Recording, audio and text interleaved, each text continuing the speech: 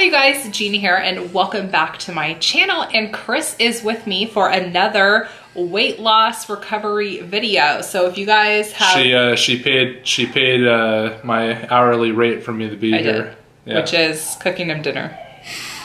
So if you guys are new to my channel, and new to this series, I opened up to you guys over 40 some odd days ago, maybe 50 days ago, about my struggle with binge and purging, which there's a technical term, like we could just call it. It's called bulimia. That's what it is. So this is something I've struggled with for 17 years, and I recently opened up to my husband about it about 2 months ago, roughly 2 months ago, maybe almost 2 months ago. So I think it was more like a month ago. Month and a half ago. Yeah. So I've been updating you guys on where I'm at in terms of my recovery and everything like that. So, okay, so the last time that I sat down with you with Chris was the introduction video to this, as well as I think I did one on how not to like overeat during the holidays, but we wanted to really come to you guys, sit here in front of you guys and be as honest as possible, because anyone that struggles with an addiction, it's really a heavy thing to deal with in the marriage. So just to give you guys some back information, Chris had been aware of my bulimia issues when we got married. However, for probably a good over 5 years, I had been lying to him. So in any healthy relationship you're in, whether if you're in a marriage or a friendship or whatever it is, like trust is really important. So when you're breaking that trust with your significant other or someone who is very like prominent in your life, someone who's very important in your life, when you break that trust, it really is, it's a hard pill to swallow. So this just so happened when I told Chris this, he didn't get mad at me, which I thought he would. The Lord just had some grace in his heart for the day that I told him. So he did not get mad at me. However, he was dealing with the fact that his wife had been lying to him for about 5 years. So that for him was definitely something very difficult to digest, as well as him learning how incredibly reckless I was while carrying all 3 of our children. So that was definitely something else too, for the fact that I literally put all 3 of my kids in danger every single time I would, you know, eat a bunch of food and then throw it up. Even now, I definitely have guilt, and that's something in the 12-step process with Celebrate Recovery, is acknowledging the guilt you have, acknowledging the wrongdoing that you have done. It says right here in step 8, we make a list of persons we have harmed and become willing to make amends to them all. Do to others as you would have done to you. So for me, with my youngest child, Tanner, I developed gestational diabetes, and one of the biggest things that I have carried with myself is the fact that I am so incredibly guilty that I put that upon myself. Like if I was eating normal, if I wasn't, you know, sitting and having 5,000 calories in a sitting and then throwing it all up, maybe I wouldn't have developed gestational diabetes. So maybe I wouldn't have put myself through that. But first and foremost, I wouldn't have put Tanner through that, because ultimately that was a risk to him when he was in the womb, but also during birth as well. So I had a huge amount of guilt with that. But I needed to, one, forgive myself and do what I can now to not have that happen again. Because now what I'm facing is the fact that my kids need their mom. My husband needs his wife. So I need to make sure when I'm looking at my, I'm going to call it sobriety. When I look at that, I'm looking... recovery. When I'm looking at my recovery, I have my kids and my husband right in front of me. So that's what I'm doing this for myself, but I'm also doing this because my kids need their mom. My husband needs his wife. So that's what I look at too. So Plus you don't want to die earlier than you need to. No, and this was something that was really heavy, even in group. I can't, you know, share like names or anything specific, but there was a girl that came to our group and she said that this would be a really stupid thing to die from. And I 100% agree. I 100% agree. Out of all the things that, you know, I could leave the earth from, this would be incredibly stupid, because to me, I'm not living out God's will for me when I'm doing that, because I am not treating my body the way it was meant for. I am not, and I'm also, I feel like I'm giving God a slap in the face. Like, I'm not happy with how I was made. Like, I naturally am just like a bigger person. Like, I'm naturally more curvy. I'm tall. Like, I wasn't built to be like very super skinny. I just wasn't built that way. I think the other thing that God looks at too, like in those situations, I think one of the main things that God looks at obviously is your heart. That's the thing that he cares most about, because I mean, ultimately, you know, you're not going to be able to bring your video camera to heaven. You're not going to be able to bring your food to heaven or anything like that, but your heart and your character you bring to heaven. Right. And I think that the thing that God looks at is when you're stumbling by binge eating, you're basically the hole that you have inside of you that you're trying to fill, and you're trying to fill it with binge eating. Like, oh, you know, it'd be so good if I just ate all this food.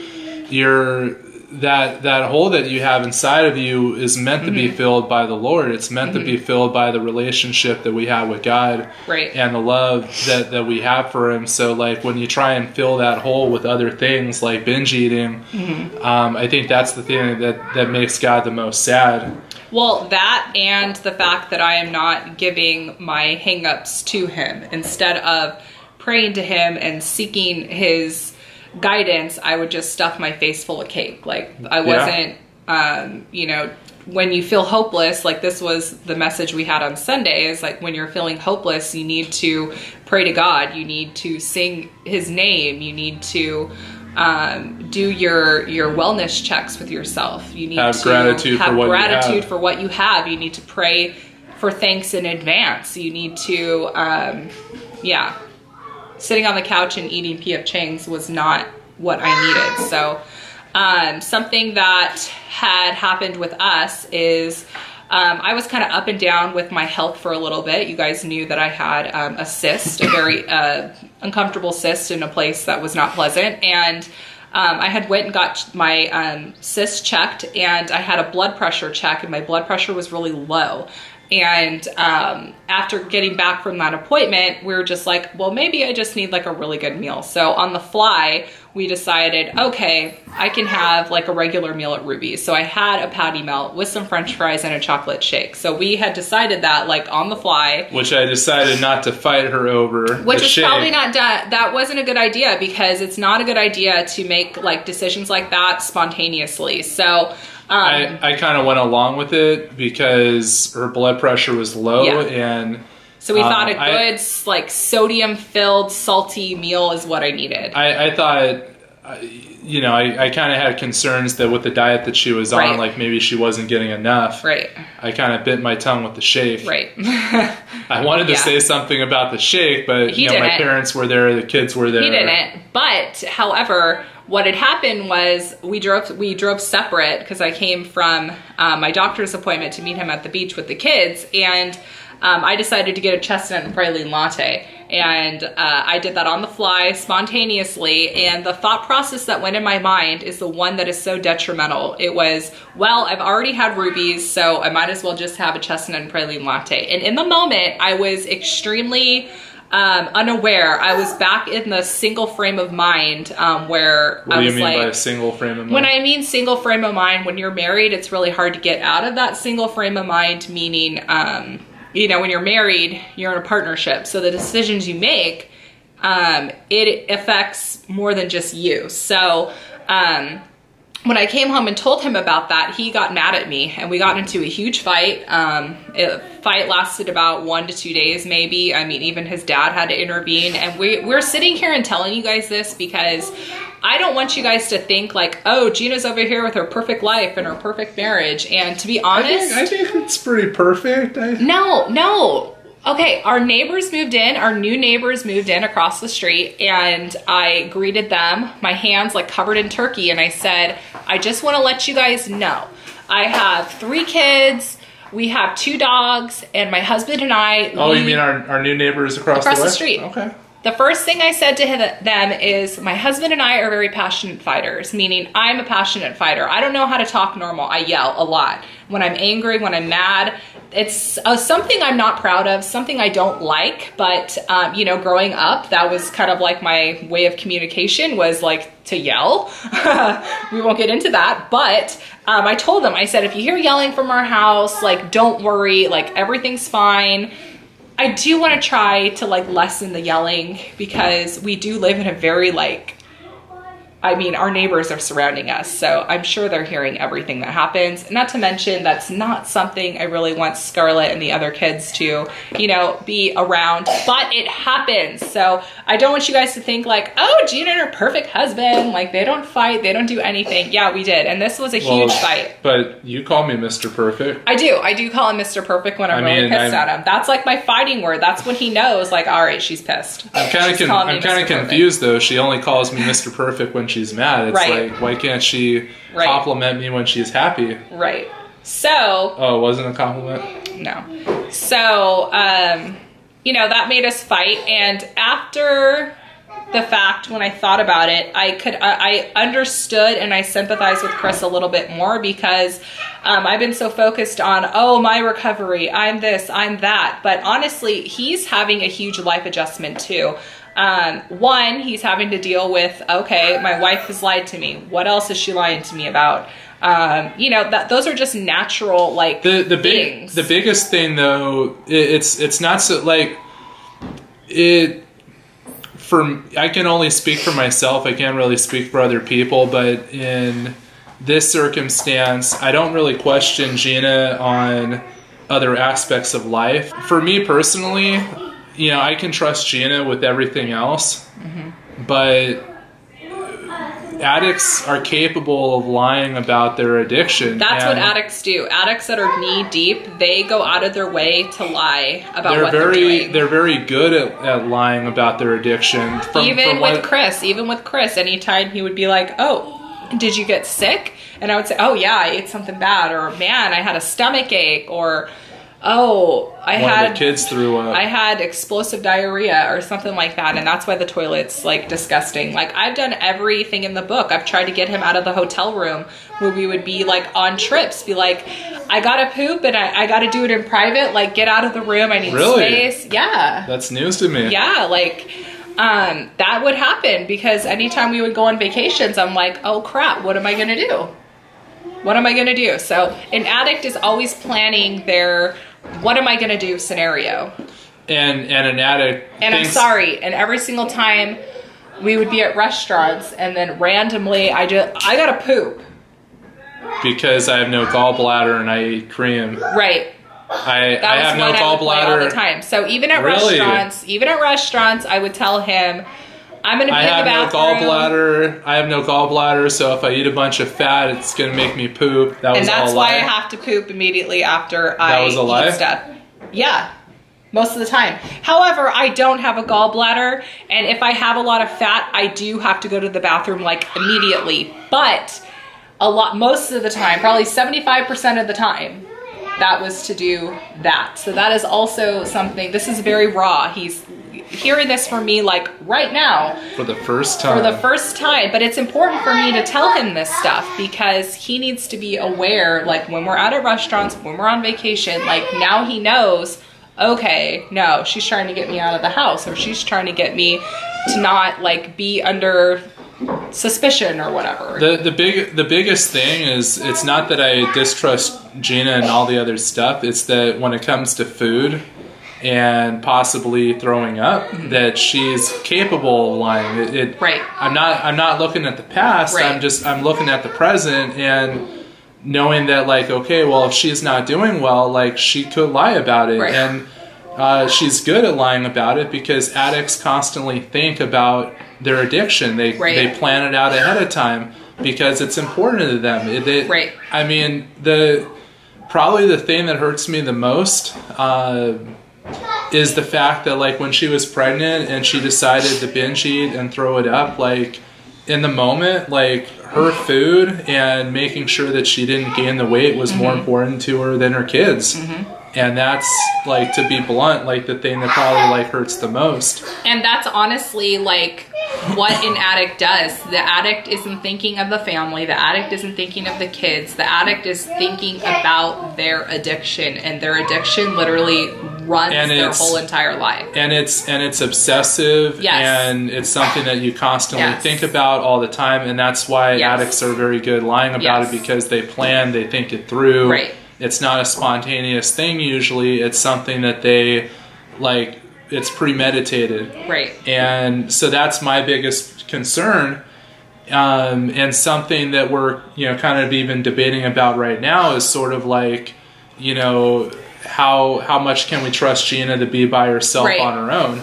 And that's something that we're, you know, currently in the middle of trying to figure out. He's praying about it right now, and that's all we can do at this point. Like, at this point, he needs to, you know, trust me, but I understand how that's going to take him some time. And even yesterday, I was getting irritated at him because I'm like, just go, like, go hang out with friends. Like, you need friends. Like, he has friends. He has friends. He needs friends with young kids and wives.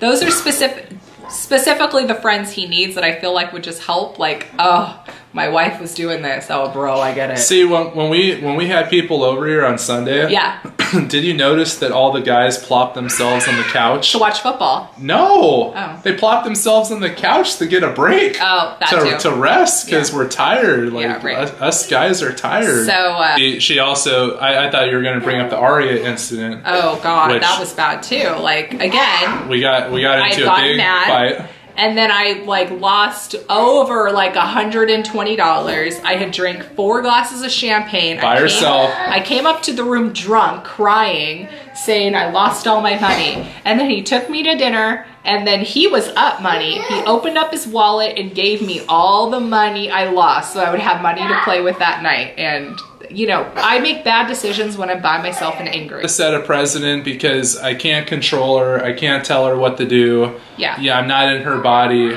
But I want to let her know that if she's doing things she's not supposed to, you know, she's going to have a hard time with me. Like, there's... And what happens when we fight? She loses her time. It's true. Her schedule gets destroyed. It's true. And because... The funny thing with us fighting is that, like, she'll be mad at me, like, we'll get into a fight and she'll be mad at me, but 50% of her anger comes from all the time that she lost and the fact that she had plans, and, like, all those plans are out the window. So, like, she's mad at me, but now she's, like, doubly angry also at, like, all the time that she lost. So, like, I'm setting a precedent that, like, if she's doing something she's not supposed to, you know, if she, and she's not perfect. Like, you know, she calls me Mr. Perfect, but I'm not perfect either. And, you know, there could be a time where maybe she slips up, and I just want her to know that, like, I love her. I'm not going to threaten to leave her. I'm not going to leave her, but, like, she's, you know, she's going to have to deal with me, and you know, we probably will fight, and it's not going to be a joyous time for either one of us. So, like, I just want her. That's why I made a stink about the chestnut and praline. Like, I was drawing a line in the sand that you know, there's going to be consequences. Yeah, no, it's true. So I think that we'll just end off today's update here. There's some other changes that are going on, so you guys will have to stay tuned for the next video. So I thought it'd be really important to sit down with you guys. You're not going to share all of it? No, today? Not today. Not today. Not with our crazy kids. Viewers are going to have to come back? Not with their crazy kids in the living room. They're just going down a slide in the living room. No, we're not going to. No, we're going to save that for another time to share the news. We need some sort of cliffhanger. I think they call it the cliffhanger. Yeah, so there is something huge that is going on in our current life right now. Do I know about it? So, yeah, I called you on the phone about it and told you today. Oh, Okay. Yeah, so there's something huge on the horizon, so you'll have to stay tuned to see what is actually going on. So we'll leave you guys off here, and I just wanted to make sure that I emphasized how important it is with the spouse or significant other when you are dealing with an addiction. And I just wanted to end off something really important that really stuck out to me in Celebrate Recovery is the fact that the Lord, He knit you in your mother's womb. I thought that that was just so powerful, is the fact that the Lord knew you before you were even born, when you were the little tiny microscopic thing that you see on the ultrasounds. Like, you were that small, and He literally knitted you in your mother's womb to be who you are. So if you're thinking like, oh, I'm too fat, I'm too skinny, I'm not pretty enough, it's all lies. It's all lies from the devil. Like, that's not really how the Lord sees you. So my hope for you guys watching, if you're struggling with you know, an eating disorder, if you're struggling with weight loss, whatever you're struggling with, just know that the Lord is not calling you fat. The Lord is not calling you ugly. That's not what the Lord thinks of you. God doesn't make mistakes with His creation. No, He does not. So I want to leave you guys off with something that's really important, because as we're talking about like the holiday season, which by the way, I did a whole cook with me for a keto low carb Thanksgiving. So I'll have that video linked below.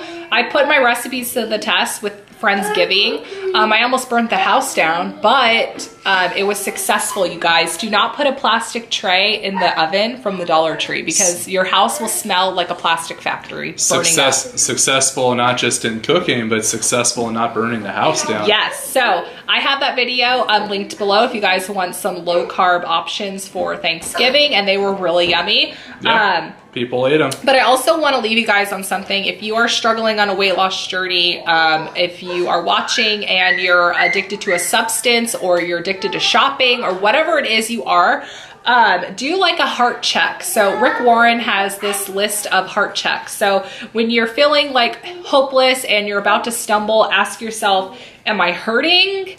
Am I exhausted? Am I angry? Am I resentful? Am I tense? So if you're any one of those 5, you're likely to turn to whatever you're like obsessed with, whether if it's like food or shopping or drinking. If you're any of those 5, then you're likely to, you know, fall back. You're likely to relapse. You're likely to make a poor decision. So in times like this, you need to have your coping skills of what you can do when you feel this way. So for me, as silly as it is, I am all about scent. So anytime I'm feeling like exhausted or angry, sometimes I just need to go to my diffuser and smell my scents, or I need to go for a walk, or I need to go coupon, or I need to watch, or go to bed, which I do, or I need to watch 90 Day Fiance. Like, I've been literally watching that show nonstop, and it is an SHIT show. And when I watch that, then I completely forget about what I'm pissed off about, because I'm like so thankful for our country when I'm watching those,